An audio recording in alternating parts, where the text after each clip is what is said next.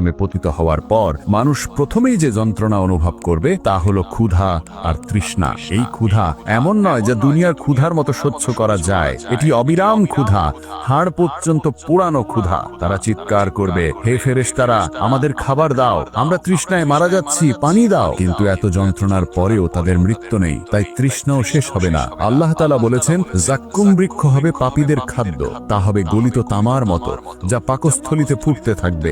জাক্কুম গাছ জাহান্নামের তলদেশ থেকে জন্ম নেয়, তার শাখা প্রশাখা আগুন দিয়ে তৈরি। এর ফল দেখতে হবে শয়তানের মাথার মতো, ভয়ঙ্কর, বিষাক্ত ও কাঁটাযুক্ত। যখন জাহান্নামীরা ক্ষুধায় ছটফট করে এই ফল খাবে, তখন সেই ফল তাদের অন্ত্র ও গলা ছিঁড়ে প্রবাহিত হবে, তাদের মুখ থেকে রক্ত ঝরবে, শরীর কেটে যাবে ভেতর থেকে। তারপরও ফেরেশতারা বলবে, খাও, এটাই তোমাদের জন্য নির্দিষ্ট খাবার। দুনিয়ায় তোমরা ভোগ বিলাস করেছো, আজ এই হলো তার ফল। তৃষ্ণায় তারা কাঁদবে, গলা শুকিয়ে যাবে, ঠোঁট ফেটে যাবে।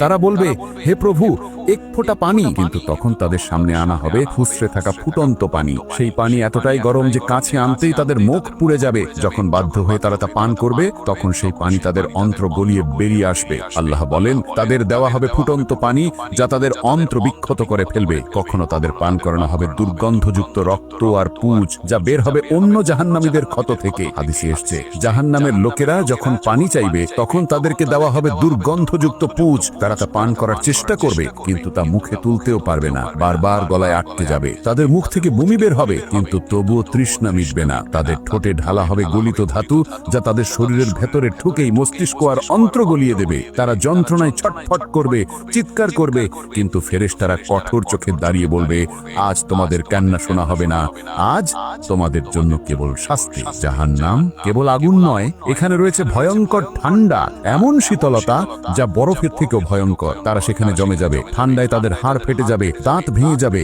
এমন শীতল বাতাস বইবে যে মনে হবে শরীর কেটে যাচ্ছে ছুরির মতো। আল্লাহর রাসূল বলেছেন, জাহান্নামে থাকবে দুই ধরনের শাস্তি, তপ্ত আগুন আর হিমশীতল ঠান্ডা। উভয়ই হবে অসহনীয় যন্ত্রণা। কখনো তাদের ফেলা হবে আগুনের নদীতে, কখনো ধাক্কা দেওয়া হবে বরফের উপত্যকায়, কখনো তাদের ঘুম ভাঙবে ফুটন্ত পানির ধাক্কায়, কখনো আবার জমে যাবে শীতের ঝড়ে, যেখানে শ্বাসও নেওয়া যাবে না। তাদের প্রতিটি মুহূর্ত হবে ভয়ঙ্কর। ক্ষুধা মেটাবে জাক্কুম, তৃষ্ণা নেবাবে ফুটন্ত পানি, আর শরীরের হাড় ভাঙবে জমহারিরের হিমশীতল শীতলতা। প্রিয় বন্ধু, আপনি এই পর্যন্ত ভিডিওটি দেখেছেন, এই ভীতিকর দৃশ্যগুলো দেখেছেন, এই ভয়াবহ শাস্তিগুলো শুনেছেন। এখন আপনাকে সিদ্ধান্ত নিতে হবে, আপনি কোন জায়গায় থাকতে চান, জান্নাতে নাকি জাহান্নামে। এটা আপনার হাতে, এটা আপনার সিদ্ধান্ত। আপনার এখনো সময় আছে, আপনি এখনো শ্বাস নিচ্ছেন, তাই আপনার এখনো সুযোগ আছে। কিন্তু কতদিন পর্যন্ত?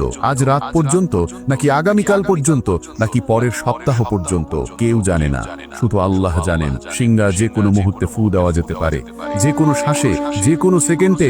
ইসরাফিল আলাইহিস সালাম অপেক্ষা করছেন আল্লাহর আদেশের জন্য।